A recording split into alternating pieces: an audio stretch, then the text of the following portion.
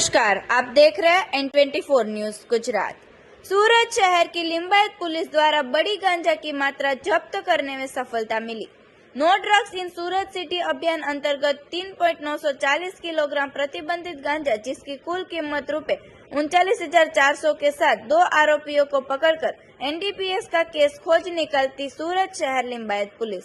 काले रंग की बर्गमैन रजिस्टर नंबर GJ05LW 9773 पर गांजा पकड़ती लिंबायत सर्वेलेंस पुलिस। गांजा लेके जाने वाले आरोपी हुसैन सरफुद्दीन शेख तथा सलमान महमूद शेख नाम के इसमों मोपेड की डिक्की में गांजा रखकर लिंबायत RD फाटक से नीलगिरी मैदान के पास से पसार होकर जवाहर मोहल्ला होकर मीठी खाड़ी जाने वाले होने की बातमी मिली थी, जिसके आधार पर जगह पर से आरोपियों को 3.940 किलोग्राम प्रतिबंधित गांजा, जिसकी कुल कीमत रुपए 39,400 तथा बर्गमैन मोपेड जिसका रजिस्टर नंबर GJ05LW 9773 कीमत रुपए 50,000 मिलाकर कुल कीमत रुपए 89,400 के मुद्दामाल के साथ पकड़कर सराहनीय कामगिरी करती सूरत की लिंबायत पुलिस। देखते रहिए N24 न्यूज गुजरात, सिर्फ हम तक ही नहीं सब तक।